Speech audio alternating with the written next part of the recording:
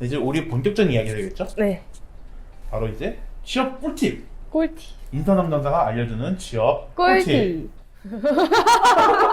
아, 되게 어색한데.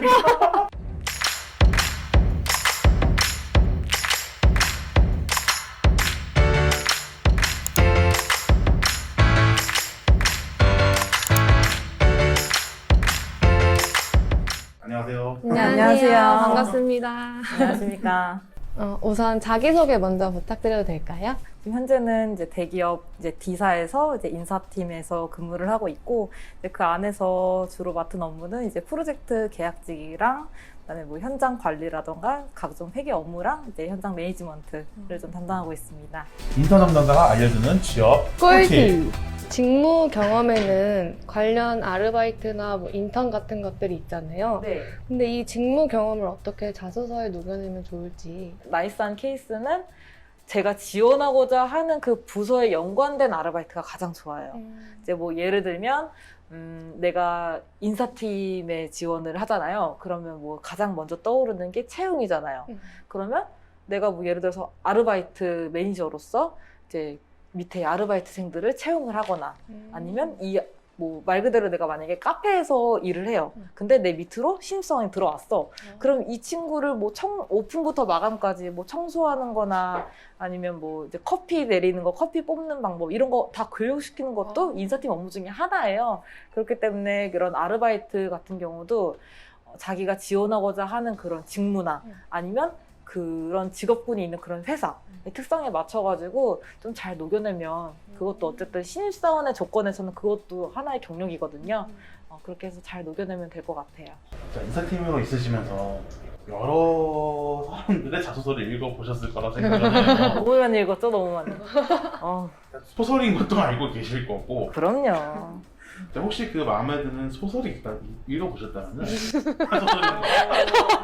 그 마음에 드는 자소서를 읽어보셨다면은 네. 그 자소서에는 어떤 특징이 있을까요? 딱 두 가지를 말씀드리고 싶은데 한 가지는 좀 마음에 들다기보다는 되게 특이한 게 있었어요. 어떻게요?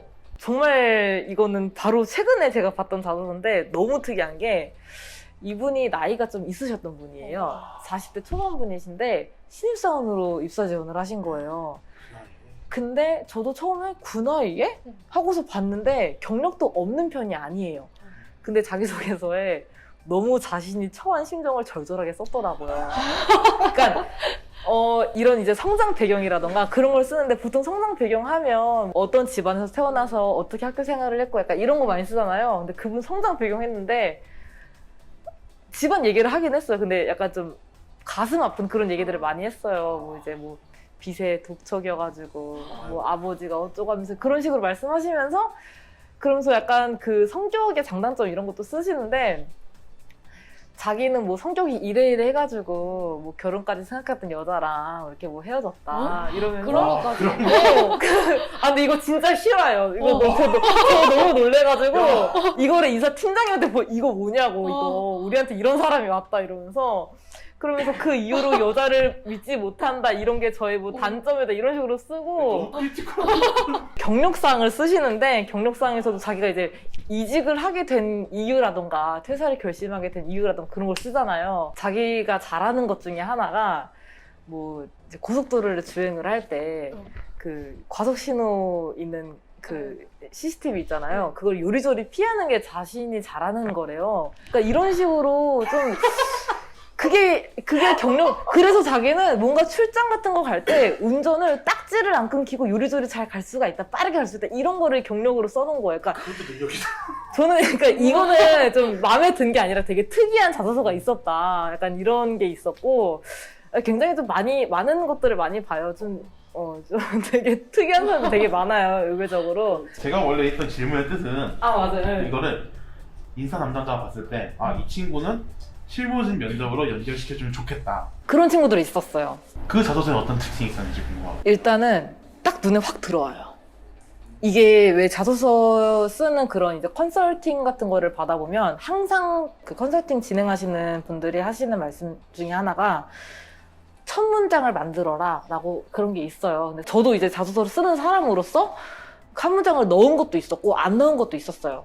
근데 안 넣은 거 같은 경우는 그냥 경력이 정말 많았을 때, 경력 위주로 서술했을 때 안 넣은 것도 괜찮은데, 사실 넣으면 이게 눈에 확 들어와요.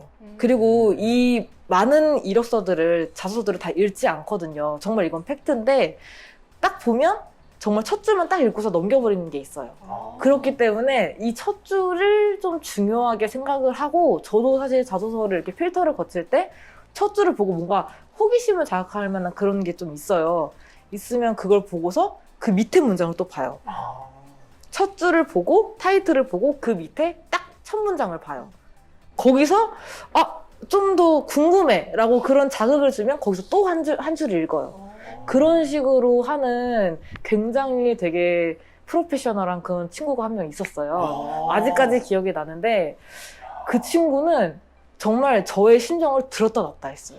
어떡해요? 자기소개서 항목이 있잖아요.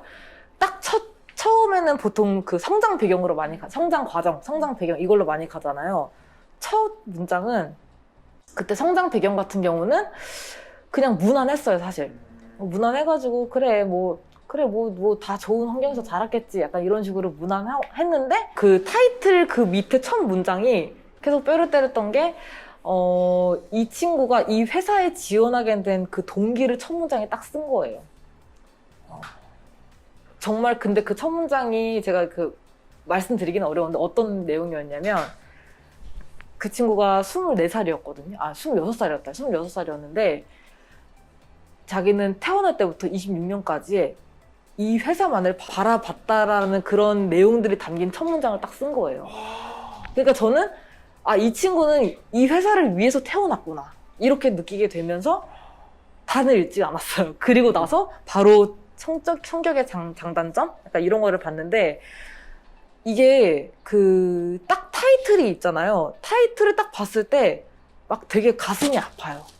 근데 그 밑에 내용들을 보면 되게 밝아요. 그러니까 이런 식으로 약간 좀 밀당을 되게 잘하는 친구 한 명 있어가지고 실제로 그 친구를 면접까지 진행을 했어요. 저는 원래 면접에 안 들어갔는데 그 친구만큼은 제가 한번 참관을 하고 싶은 거예요. 너무 마음에 들었거든요. 남자애였는데 그래서 제가 참관을 했는데 너무 준비도 잘해왔더라고요. 진짜 준비된 사람은 처음에서부터 이게 들어가는 거예요. 맞아요. 그래서 진짜 그때 되게 뿌듯했죠. 내가 진짜 사람하면 잘 골랐다. 얘는 정말 일을 어딜 가서도 잘할 것 같다. 확실히 저뿐만 아니라 인사 담당자의 안목을 끄는 그런 자소서들이 있어요.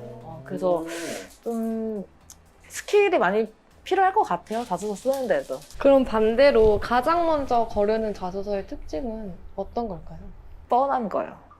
그런 뻔하고. 너무 뻔한 거. 그리고 이게 어쨌든 자기소개서라는 게 저를 표현하는 거잖아요. 근데 딱 가만 보면 정말 특색 없는 자소서가 되게 많아요.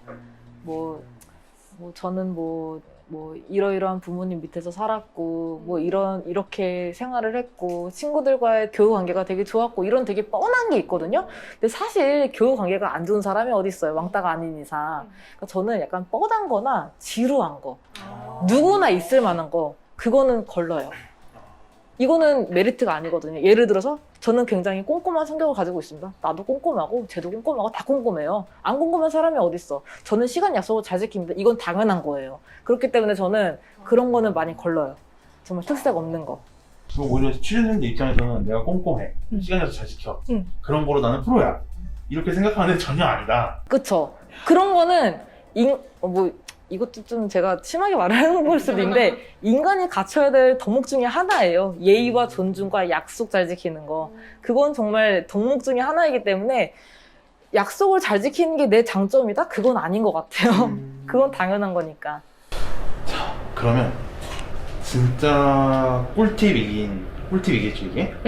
취준생들이 자소서 쓸 때 보통 중소기업 같은 경우는 성장 배경, 성격의 장단점, 지원 동기, 입사 후 포부 이 4개에서 어떤 점을 주의해야 될까요? 신입 같은 경우는 사실 경력이 없어요. 없기 때문에 나를 어필을 해야 돼요. 그렇기 때문에 사실 성장 배경도 다 중요하고 다 중요한데 지원 동기. 일단 지원 동기는 굉장히 중요하고요. 그 다음에 성격의 장단점. 그리고 입사 후 포부. 사실 뭐 신입직들은 사실 자기를 어필할 만한 게 없어요. 나는 이런 사람이다라고 얘기를 해주는 것밖에 없기 때문에 성격의 장단점은 좀 필요해요. 왜냐면 그게 그러니까 사회생활에 있어가지고 녹여지거든요. 그래서 성격의 장단점 좀 중요하게 생각을 하고, 그 다음에 지원 동기. 왜냐면 자기가 가고 싶어 하는 그 회사가 있을 거 아니에요. 근데 회사에서 바라볼 때는 그냥 다 고만고만해요. 아, 얘가 지금 돈 벌어야 되고 당장 취업을 해야 되고 나이는 차가고 취업이 안 되니까 그냥 지원을 하는 거구나. 이렇게 되면 회사에서는 당연히 생각을 어떻게 할 수밖에 없냐면, 이 친구는 굳이 여기 아니어도 딴 데 넣겠지, 딴 데 가겠지, 얘는 간절하지가 않아, 이렇게 생각이 되기 때문에 지원 동기를 확실하게 봐요. 얼마나 간절한지. 특히나 신입직 같은 경우는. 왜냐면 신입직은 이직률이 가장 높잖아요. 경력직은 이직률이 많이 안 높아요. 항상 신입이 많이 높아요. 신입직은 한 달, 3달, 6개월, 9개월, 1년. 딱 이 그라인드를 보면서 이 커트라인, 데드라인을 보고서 이직을 막 밥 먹듯이 하기 때문에, 사실 신입사원을 잘못 채용하면 힘들어지는 건 회사거든요. 쓸데없이 맨파워도 소진이 많이 되고. 그래서 지원 동기 많이 보고, 그 다음에 입사 후 포부는 좀 보는 데도 있고 안 보는 데도 있어요. 사실 저 같은 경우는 입사 후 포부는 많이 안 봐요. 안 보는데 어쨌든 이 사람이 회사에 들어와서 어떻게 생활을 할 것인지, 아니면 자기의 역량을 어떻게 뿜어내고 우리 회사에 어떻게 기여를 할 건지, 그런 것도 많이 보시더라고요. 그리고 저는 성장 배경은 뭐 쓸 게 없으니까 그것보다도 성격의 장단점을 업무에다가 녹이고, 그 다음에 지원 동기와 입사 후 포부, 이 세 가지를 조금 중심적으로 좀 쓰시면 좋을 것 같아요. 김대리님은 대기업도 많이 지원해 오셨잖아요. 한 4곳 한 곳 지원해봤던 거죠. 한두 곳 정도? 근데 그 대기업은 기존 틀의 자소서가 많이 다르다고 알고 있는데, 혹시 어떻게? 와, 진짜 다른 하더라고요. 제가 방송사를 넣어봤거든요. 근데 이제 방송사도 그 넣을 때 경영직, PD직 따로 보게 돼 있어요. 저는 경영직으로 들어갔거든요. 미디어 산업에 대한 전략을 서술하시고 있었어요. 4번, 4번 질문에. 와, 나 그거 생각도 못했거든요. 그런 것처럼 대기업들이 직무 중심 자소서로 가다 보니까 되게 독특한 게 많다고 하더라고요. 맞아요. 그럼 이런 기존 틀에서 많이 벗어난 자소서를 쓸 때 어떻게 하면 좀 괜찮게 쓸 수 있는지. 최대한 자기의 경험에 비롯되게 쓰는 게 가장 좋아요. 그러니까 솔직하게.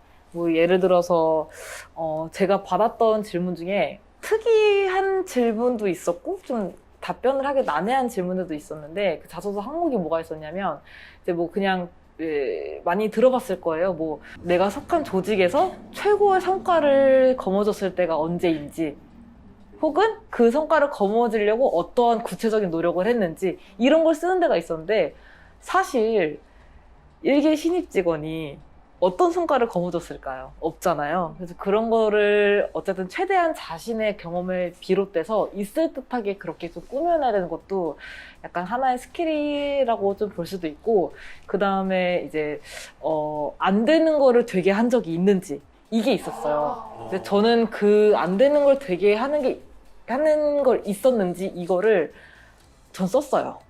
쓰기도 했었고, 그 다음에 뭐 발빠르게 대처를 했던 적이 있는지, 그런 것도 있었는데, 안 되는 걸 되게 한 거는 저는 뭐 이제 예전에 비서직을 했다 보니까 그런 이제 피켓팅 같은 거, 비행기 티켓팅, 매진인데 어떻게 해서든 티켓팅을 해야겠다는 그 집념 하나에 8시간 동안 계속 조회를 누르면서 티켓팅이 매진했다. 아이돌 콘서트 티켓. 그쵸. 왜냐면 이게 여기 안에도 이 사람의 성격에 많은 것들이 있어요. 얘 욕심 많고, 되게 집착 있고, 끈기 있고, 노력하고, 그런 것도 있었고, 그다음에 저는 그 현장을 제가 무조건 다 봤어야 됐었어요. 현장 답사를. 그러면 얘는 그 약간 준비성 철저하고 이런 것도 많이 보여지기도 하고, 그리고 저는 딱 제가 되게 특이하게 썼던 게 하나가 있는데, 그때 질문이 열정을 다했던 순간이라는 질문이었어요. 그 자소서에. 근데 저는 거기다 뭐라 썼냐면, 제가 그 예식장 아르바이트를 했었어요. 지금도 하고 있는데, 프리랜서를 하고 있는데, 그때 제가 고등학생 때 했던 게, 이거 제가 그 첫 회사 들어갈 때 썼던 건데, 고등학생 때 이제 예식장 아르바이트를 진행을 했었는데 거기서 제가 맡았던 일이 신랑 신부 그 예식 진행을 전반적으로 컨트롤하는 거였어요. 이제 사회자도 미팅 조율을 하고 약간 이런 식으로 신랑 신부 그 30분 동안 있는 그 예식을 제가 앞쪽에서 직접 케어를 하면서 그렇게 도와주는 일을 좀 했었는데 이게 결혼을 할 때 보면 특히나 신부 같은 경우는 그 드레스 핏이 좀 이쁘게 나와야 되다 보니까 코르셋을 굉장히 조이는 분들이 있어요. 근데 어떤 한 신부님이 정말 자기의 그런 몸과도 맞지 않게끔 코르셋을 엄청나게 조여가지고 예식 중간에 이제 숨이 안 쉬어져서 쓰러졌던 적이 있었어요. 근데 그때 제가 당시에 일을 하고 있었던 예식장이 약간 그 유리 장식이 굉장히 많았어요. 그 신랑 신부 로드길에 막 유리 기둥처럼 이렇게 있었는데 이게 유리 기둥이 그냥 원형이라던 그런 기둥이 아니라 그 위에 꽃 장식이 있었는데 그 꽃이 유리로 돼 있었어요. 날카로웠죠. 근데 제가 신부님이 뭔가 그 자꾸 동공이 이렇게 뒤집히는 거예요. 저는 이제 그거를 앞에서 지켜보다가 뭔가 불안해서 좀 그 신부님 이제 어쨌든 카메라에는 나오면 안 되니까 주위를 계속 맴돌았죠. 맴돌다가 신부님이 이제 쓰러지려고 할 때쯤에 제가 가서 신부님을 받쳤어요. 그리고 제가 팔에 상처를 입었죠.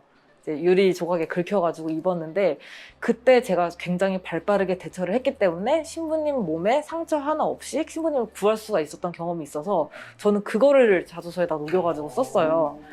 이런 식으로 어쨌든 자기의 경험에서 우러나가지고 그렇게 좀 쓰는 게 가장 중요하다고 생각이 되고 그리고 그 자소서 항목에 있는 그 질문에 참된 뜻을 좀 캐치를 하는 게 좀 중요하다고 생각이 돼요. 신입사원한테 물어볼 때는 뭐 성과나 네. 전략이나 이런 걸 요구하는 게 아니겠네요. 그쵸? 얘네들이 말하는 성과나 전략 같은 거는 자기가 뭐 전략 어떻게 알겠어요? 나는 일을 해본 사람이 아닌데 그런 전략 같은 경우는 예를 들어가지고 이런 게 있죠.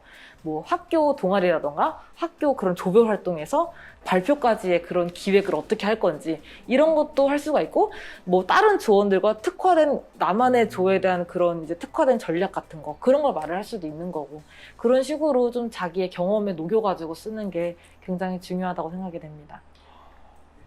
일단은 그러면 자소서는 모두 통과가 됐어요. 네. 이제 남은 거는 실무진 면접이하고 임원 면접이잖아요. 아, 그렇죠. 그 경우 취준생들의 태도가 네. 당락에 결정적인 영향을 미칠까요? 인사 담당자가 알려주는 취업 꿀팁!